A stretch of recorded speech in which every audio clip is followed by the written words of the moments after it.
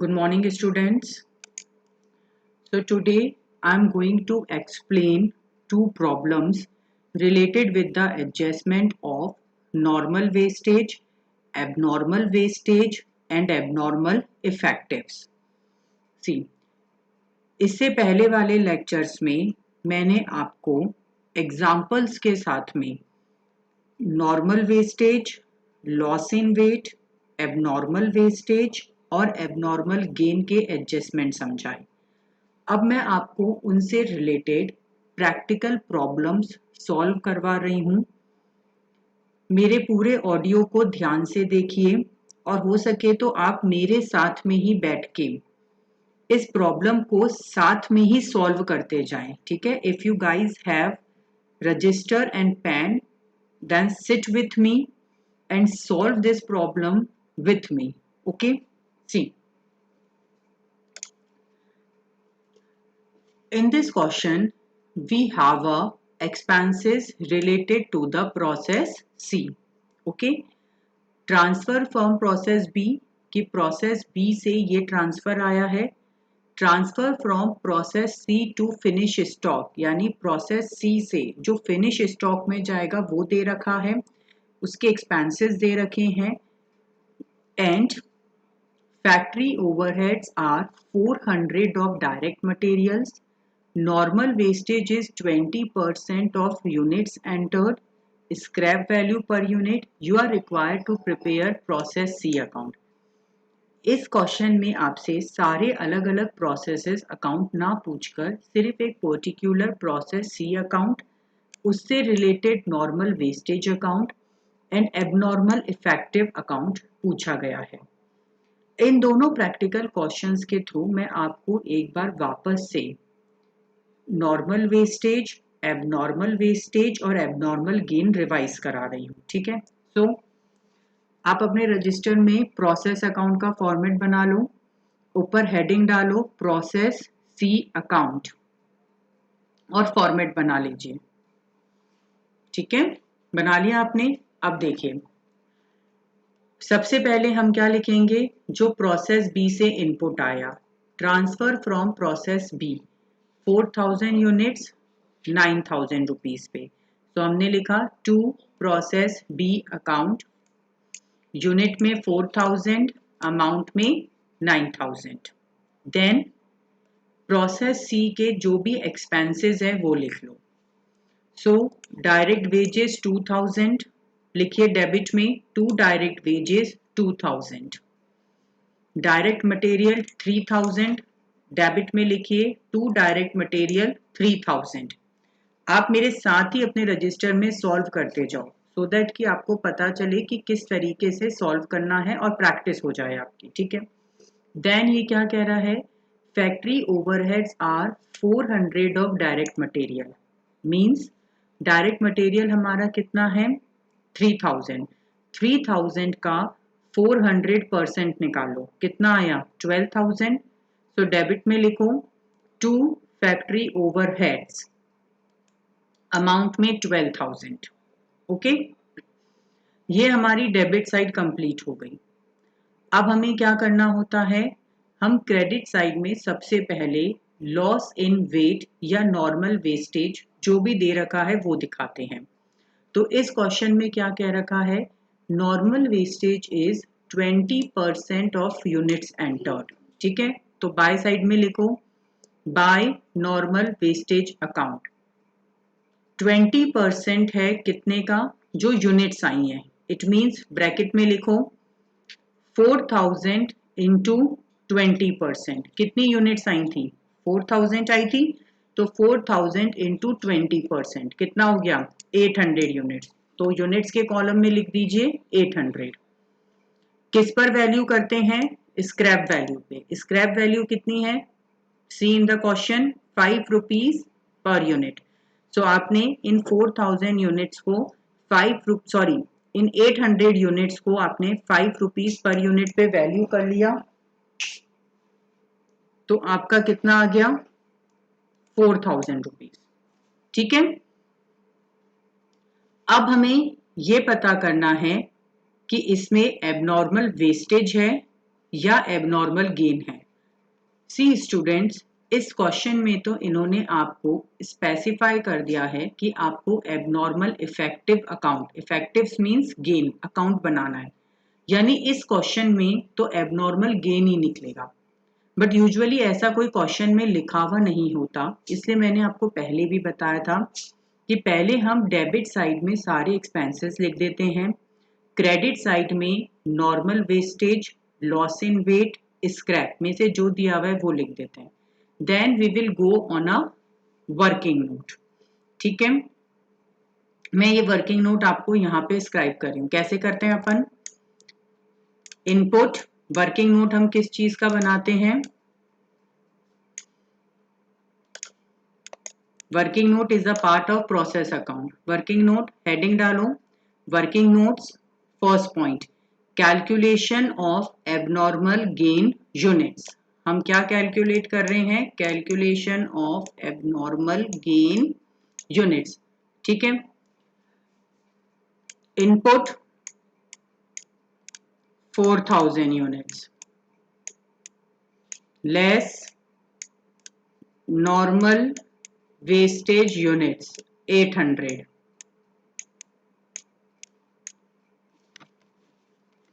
Output should be, कितना हो गया? 3200। आउटपुट कितना बनना चाहिए था?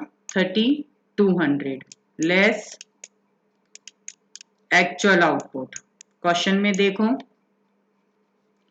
Transfer from process C to finish stock 3240, कितना गया? 3240। इट मीन्स क्या है?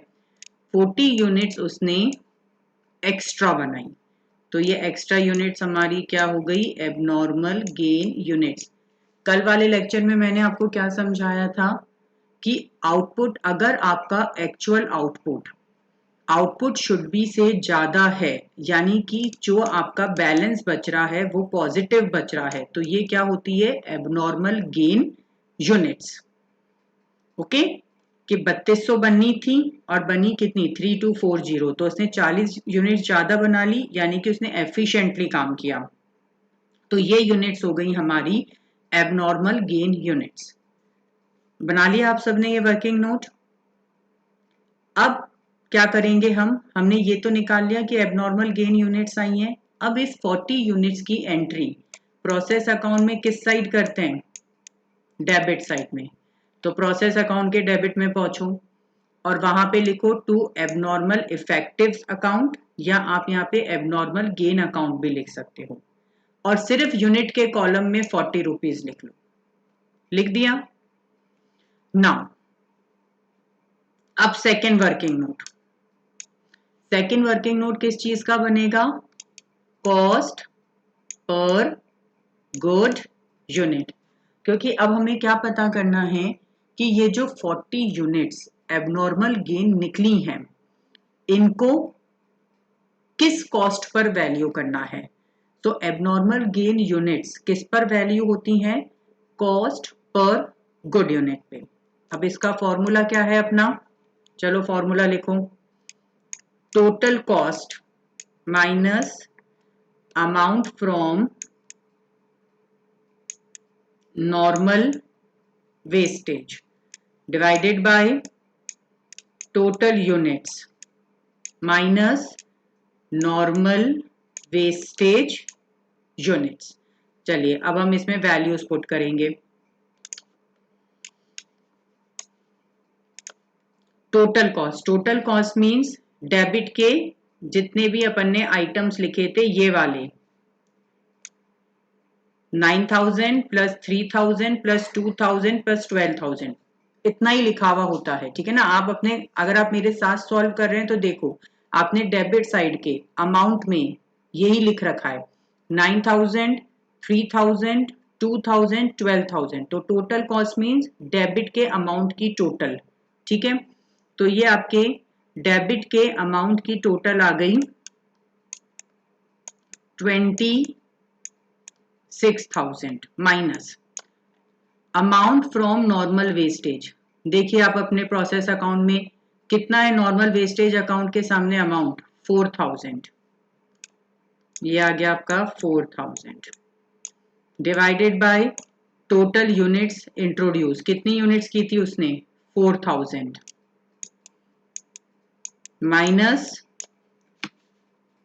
Minus normal wastage units 800।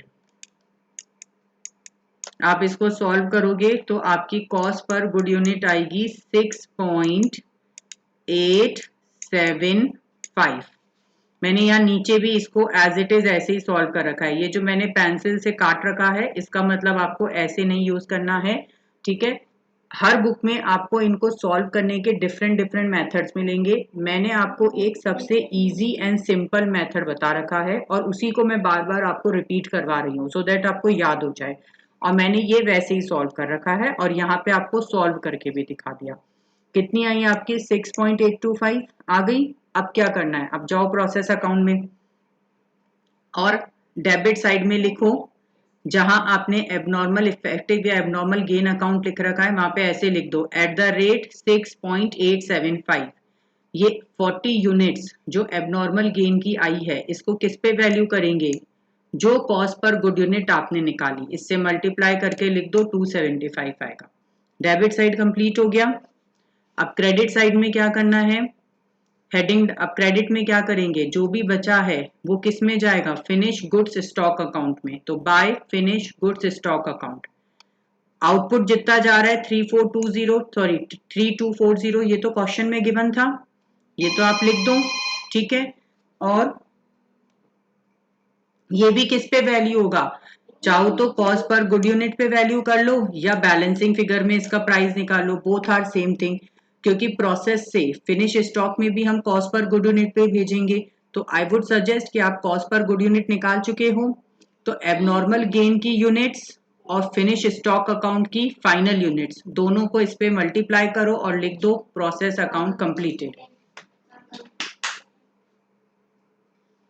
Process account आपका कंप्लीट हो गया, ठीक है। नाउ ये वर्किंग नोट वही है जो मैंने आपको यहाँ पे समझाया है अभी, ठीक है। अब हमें क्या बनाना है,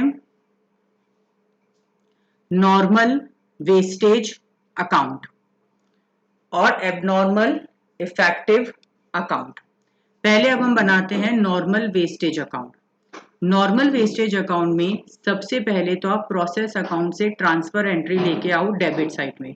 आप लोग अपने रजिस्टर में नॉर्मल वेस्टेज अकाउंट का फॉर्मेट बना लीजिए, वही बनेगा particular units amount, particular units amount, ठीक है।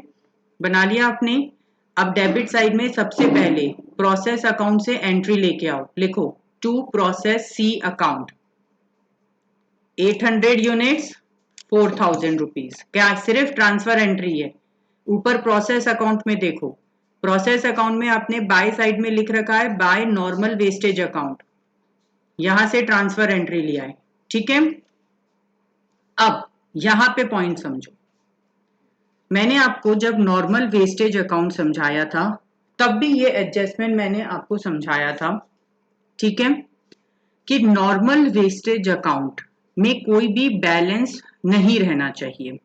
तो यूजुअली हमें क्या करना होता है, हम नॉर्मल वेस्टेज अकाउंट के डेबिट साइड में प्रोसेस अकाउंट से एंट्री लाते हैं और बाय साइड में क्रेडिट साइड में बाय कैश लिखकर उसे एज इट इज सेल कर देते हैं।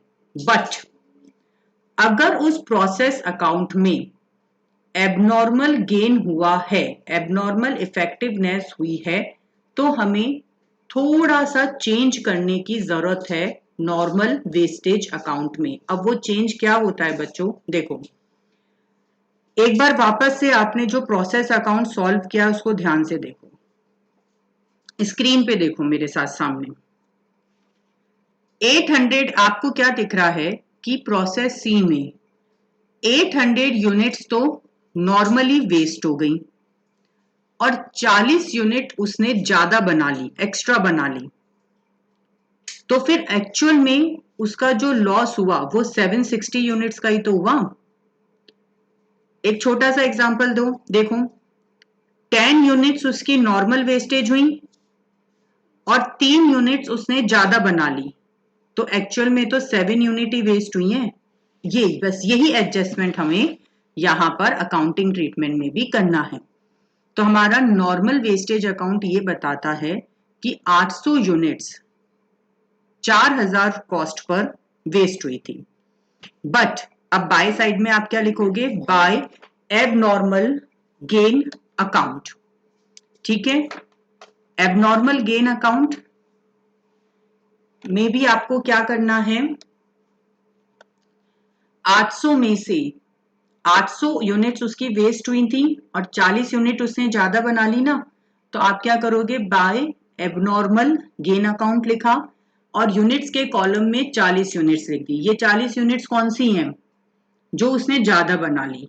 तो अपने आप ही इफेक्ट आ गया कि 800 उसकी वेस्ट हुई, 40 उसने ज्यादा बना ली, तो फाइनली उसकी एक्चुअल में वेस्ट कितनी हुई? 760, जो कि अब वो एज अ स्क्रैप सेल करेगा। बस इतना सा करना है। बट आपको क्या ध्यान रखना है, अब ये जो 40 यूनिट्स आपने नॉर्मल वेस्टेज अकाउंट में दिखाई है, ये यहां पर आप किस प्राइस पे वैल्यू करोगे? स्क्रैप वैल्यू पर। कॉस्ट पर गुड यूनिट पे वैल्यू नहीं करोगे। ऐसा अगर आप करोगे तो नॉर्मल वेस्टेज अकाउंट में बैलेंस बच जाएगा। रिमेंबर, नॉर्मल वेस्टेज अकाउंट में बैलेंस नहीं बचना चाहिए। तो अगर किसी प्रोसेस अकाउंट में नॉर्मल वेस्टेज के साथ में एबनॉर्मल गेन भी है, तो हम क्या करते हैं? नॉर्मल वेस्टेज अकाउंट के डेबिट में प्रोसेस से एंट्री लाते हैं, फिर बाय साइड में हम लिखते हैं बाय एबनॉर्मल गेन अकाउंट।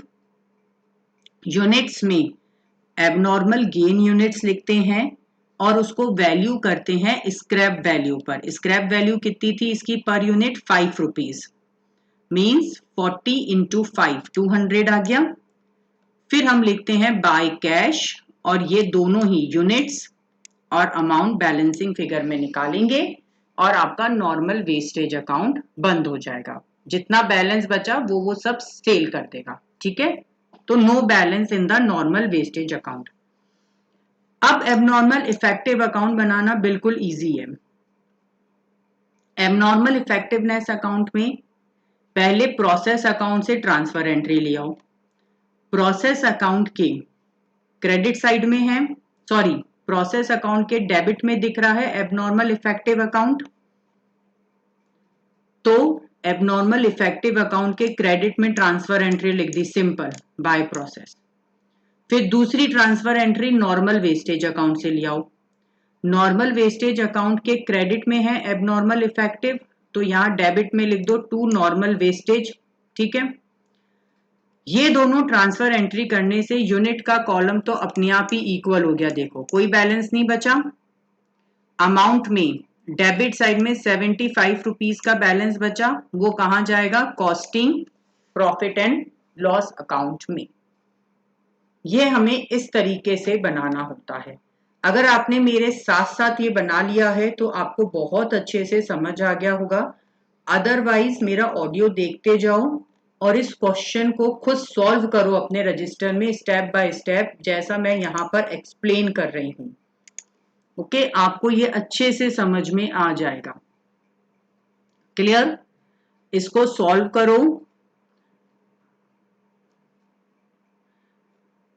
और उसके बाद में ये जो नेक्स्ट क्वेश्चन है ये मैं आपको पीडीएफ में अटैच करके भेज रही हूँ, इलस्ट्रेशन 12। इसको सॉल्व करके देखिए, ट्राई कर लो बच्चों। अगर आ जाता है तो ठीक है, नहीं तो कल मैं इसका ऑडियो आपको सेंड करूंगी। बट ये वाला इलस्ट्रेशन 14 आपको सॉल्व करना है अभी रजिस्टर में। अगर कोई क्वेरी होती है तो मुझे कमेंट सेक्शन में सेंड कर देना। ठीक है, थैंक यू।